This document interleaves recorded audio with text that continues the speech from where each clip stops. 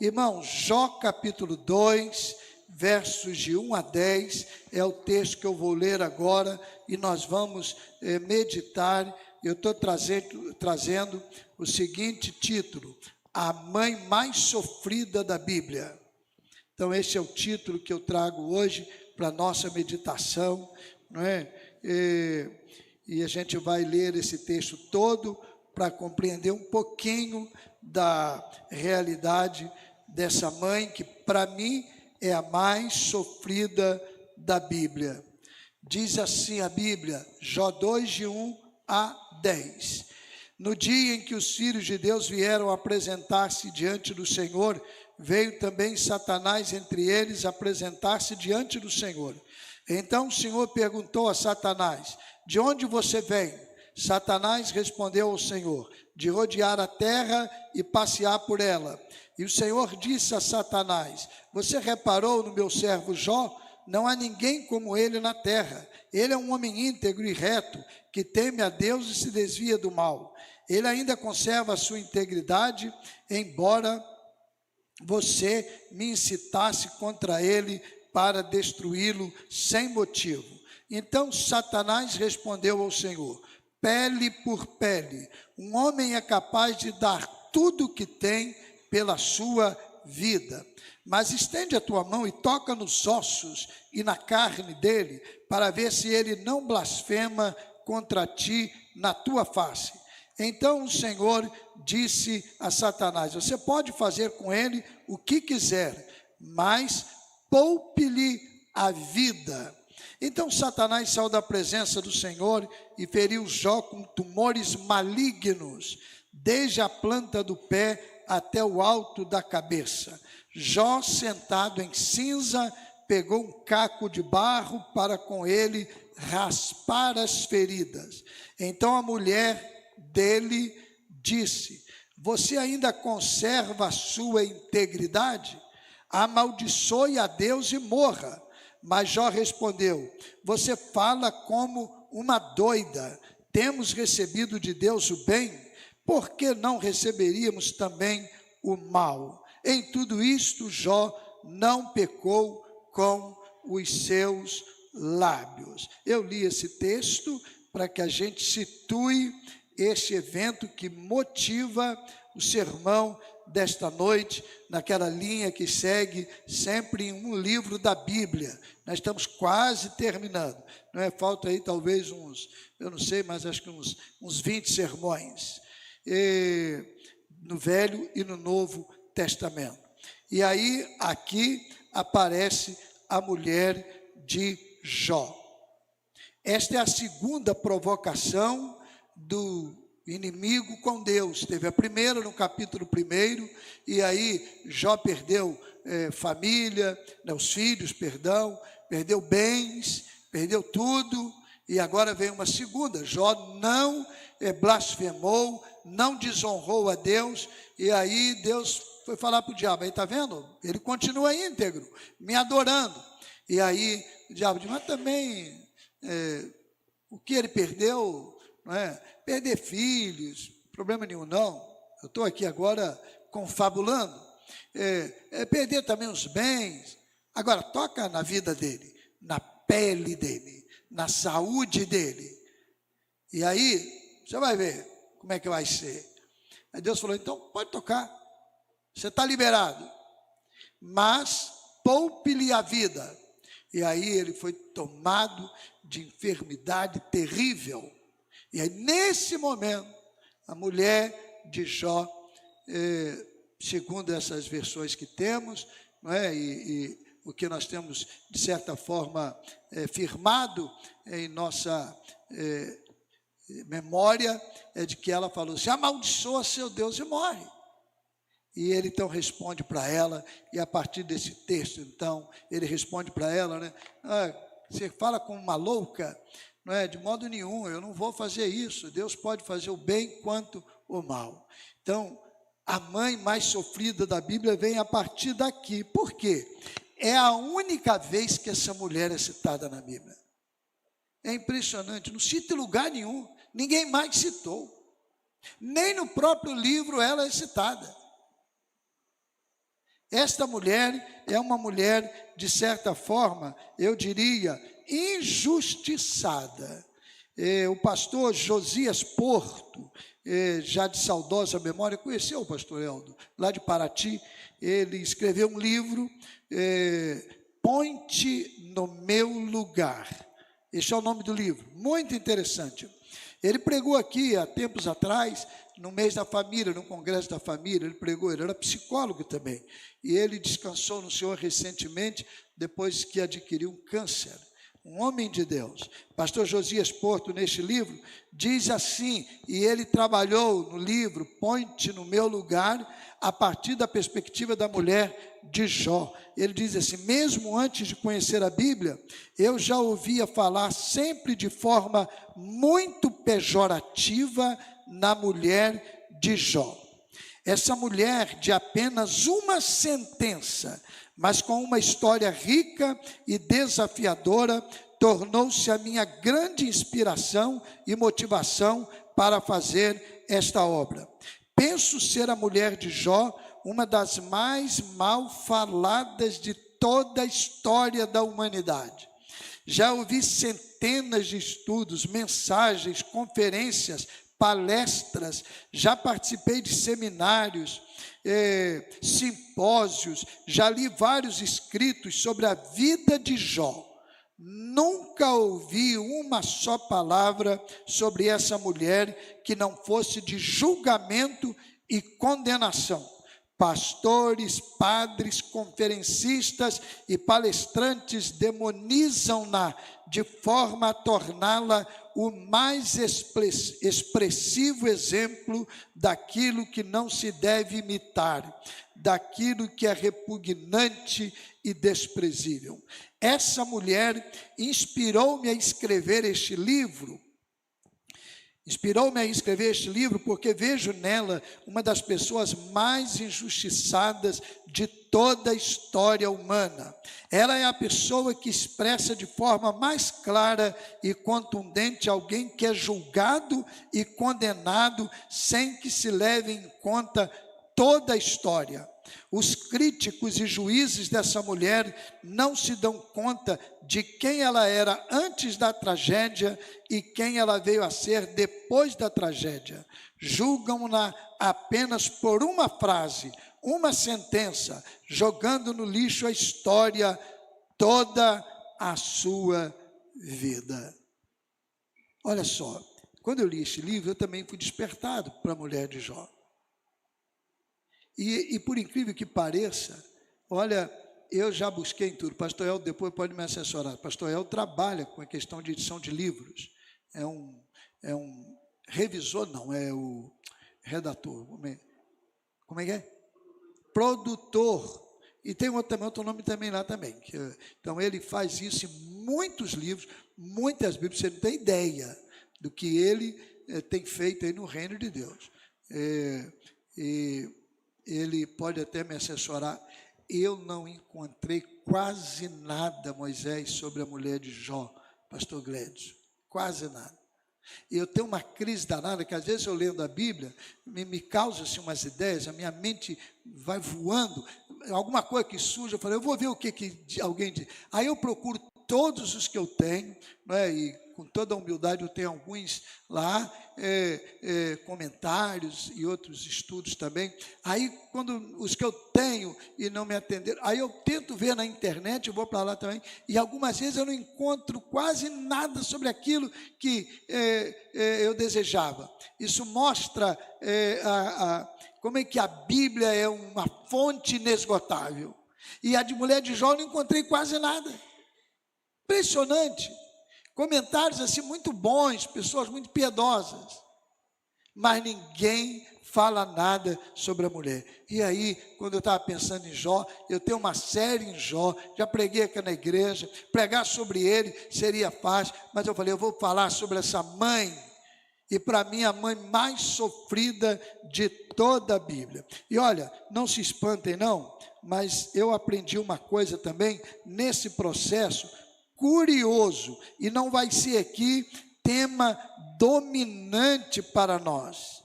O que eu aprendi, pastor Davi? Estou vendo aqui também, abrindo parênteses, o Amilson e a dona Hilda, né, lá de Cardoso Moreira, né?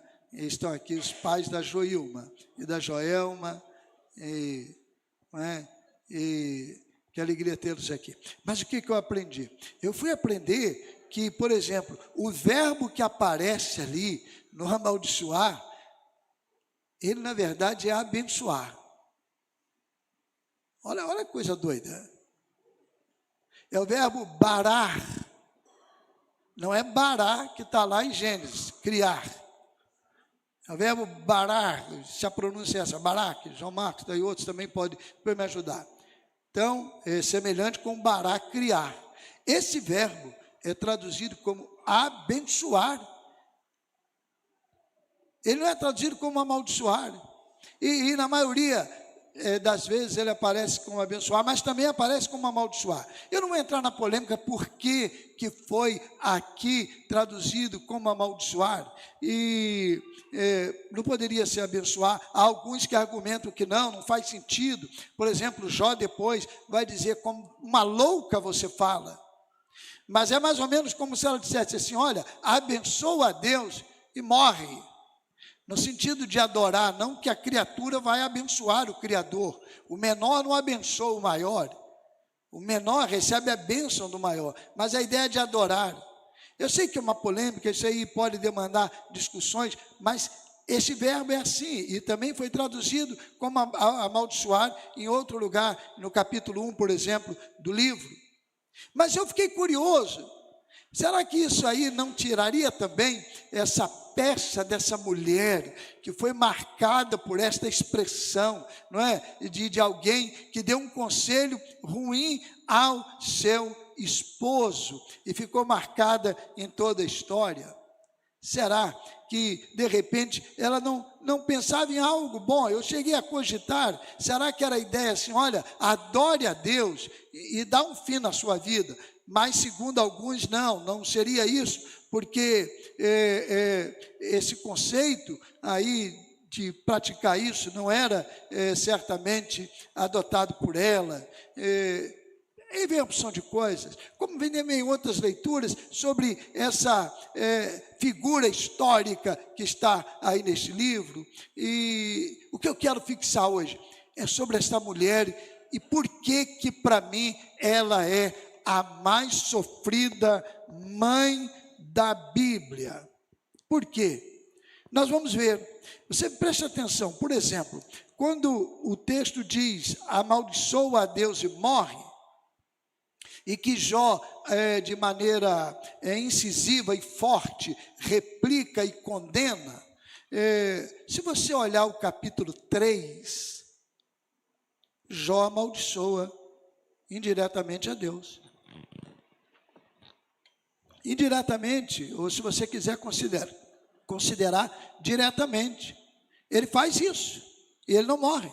Olha só o que diz o capítulo 3, por exemplo, eu vou pegar aqui e vou fazer a leitura, se quiser projetar, a partir do verso 1, Jó, ele vai dizer o seguinte: depois disto, Jó passou a falar e amaldiçoou o dia do seu nascimento. Está ali. Amaldiçoou o dia do seu nascimento. Capítulo 2, finalzinho do 2. Ela diz, amaldiçoa o seu Deus e morre. Capítulo 3, amaldiçoou o dia do seu nascimento. Volta o 2, por favor.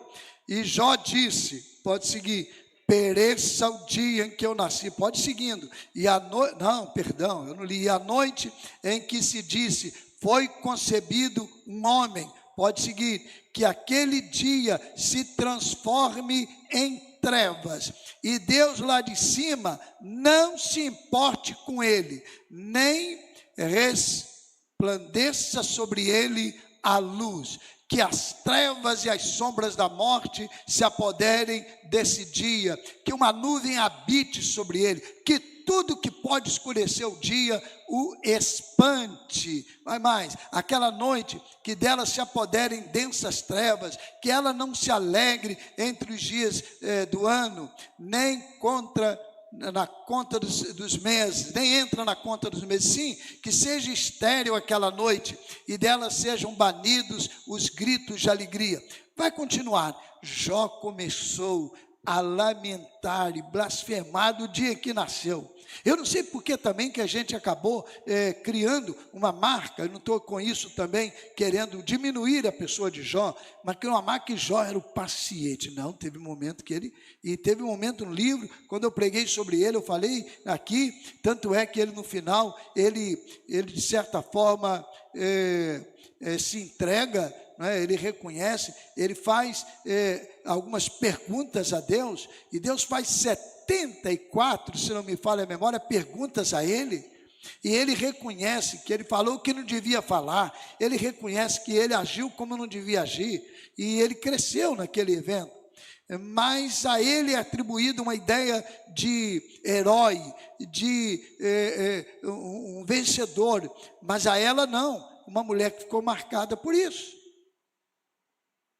Então, certamente há alguma situação, algum evento que favoreça a gente ao considerar sobre essa mulher. E por que então eu considero que essa mulher era uma mulher mais sofrida? Primeiro, sua identidade.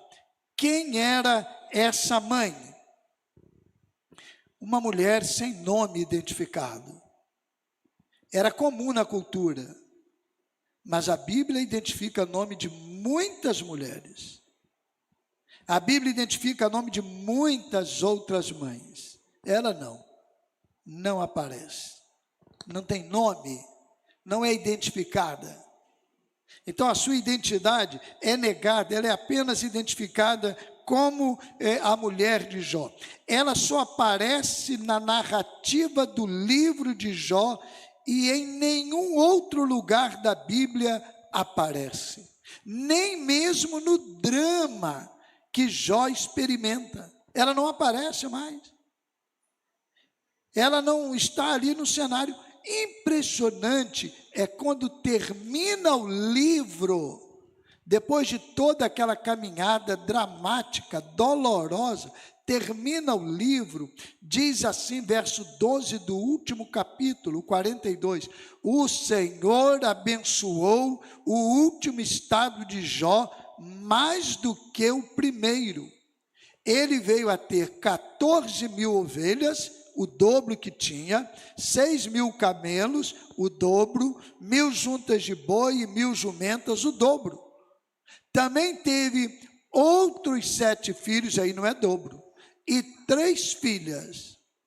A primeira filha deu o nome de Gemima, a segunda chamou Késia, a terceira Queren Apuque. Em toda aquela terra não havia mulheres tão bonitas como a filha de Jó, e seu pai lhes deu herança entre os irmãos. A mulher de Jó não aparece. Jó teve filhas agora, sei lá, com vento. Ela nem aqui aparece. Quem teve os filhos foi Jó, sozinho. Ela não aparece. Olha só aqui, que drama, que identidade. Como é que essa mulher sofreu? Mas também tem uma outra questão, suas perdas. É impressionante. Se você olhar no primeiro capítulo de Jó, você vai encontrar que a Bíblia diz que havia um homem na terra de Uz, cujo nome era Jó. Este homem era íntegro e reto, temia a Deus e se desviava do mal. Nasceram-lhe 7 filhos e 3 filhas, tinha 7.000 ovelhas, e por aí vai. E aqui diz assim, também tinha muitíssima gente a seu serviço. Tinha pouca gente ou muita gente a serviço dele? Hein? Pouca ou muita?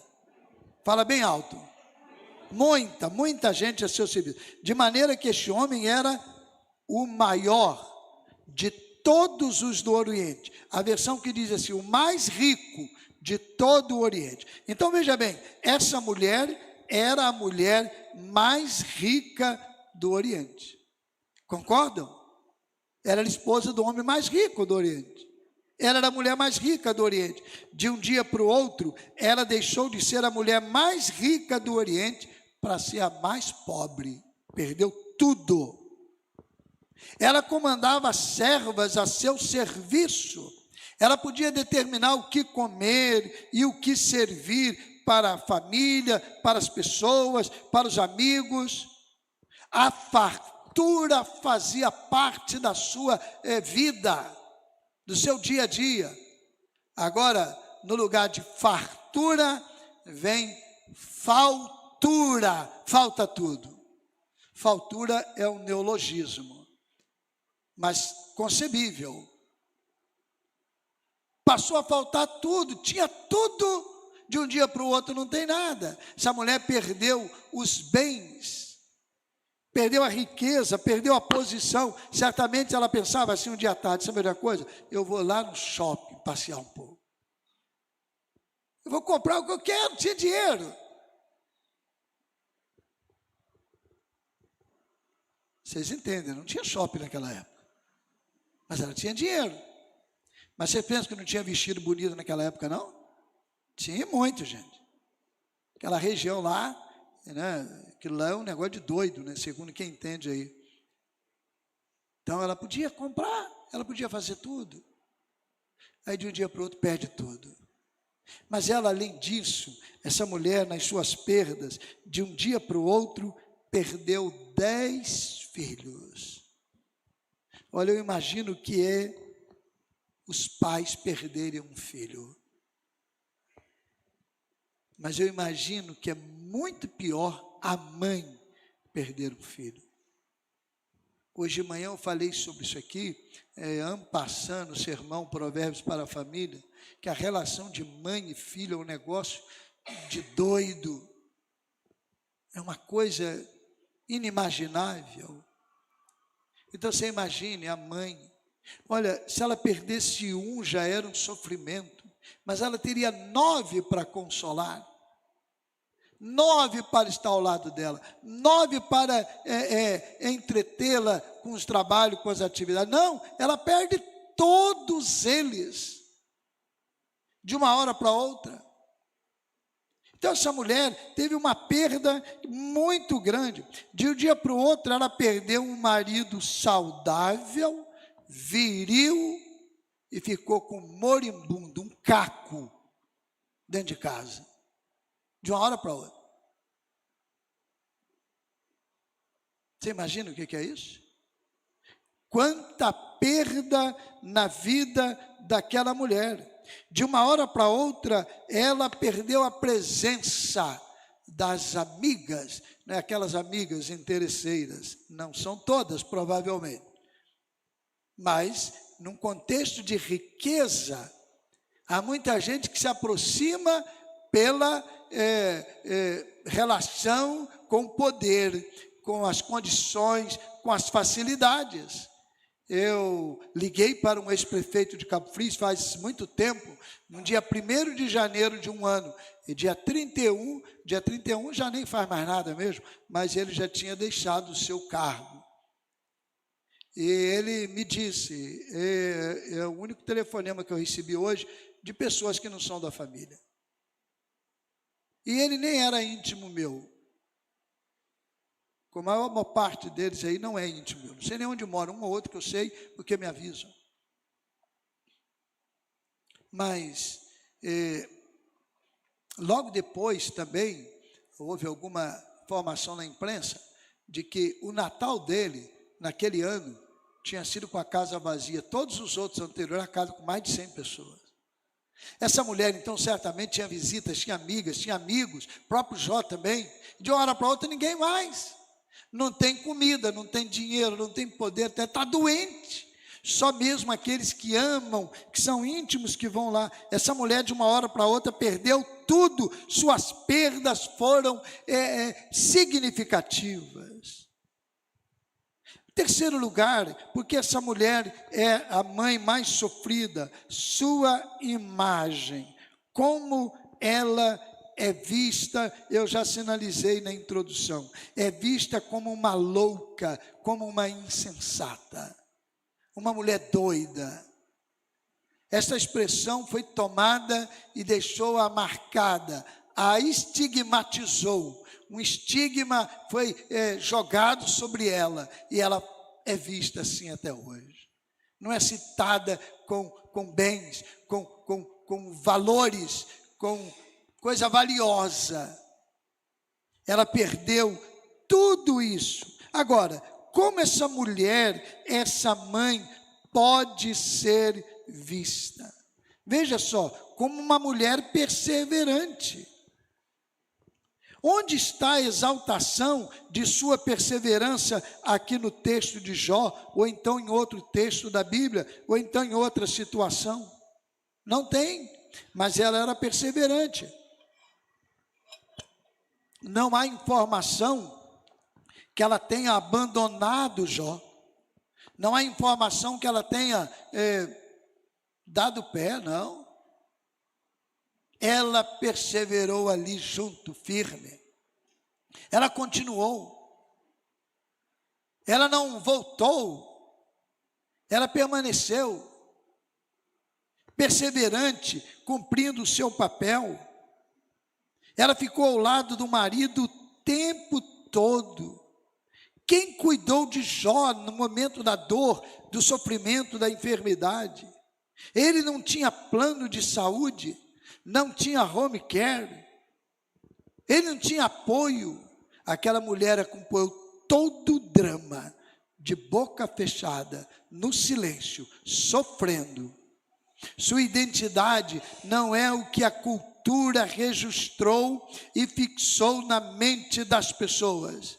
Ela é uma mulher, uma mãe de valor inestimável. Toda vez que você pegar agora a figura de Jó, lembre-se da mulher de Jó.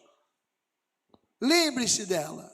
Essa mulher tem um valor, perseverança, não é, no ideal da família. É interessante que o capítulo 1 fala de que aqueles filhos gostavam de festa, não é? Havia comunhão e eles faziam juntos as festas. Tanto é que Jó apresentava sacrifício a Deus com medo deles terem se esbaldado, terem exagerado nas comemorações, tomado muito vinho, feito bagunça. Ele ia lá, oferecia um sacrifício a Deus, um sacrifício para cada filho. Jó fazia isso. Olha só que coisa linda, esses filhos viviam em comunhão, em união, eles eram unidos.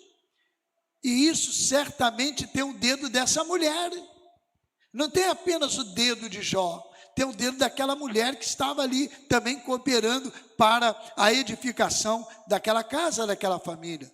Que mãe maravilhosa, era uma mulher resiliente, não se entregava diante das lutas e das aflições. Ela continuou, até que chegou no final e teve filhos de novo lá.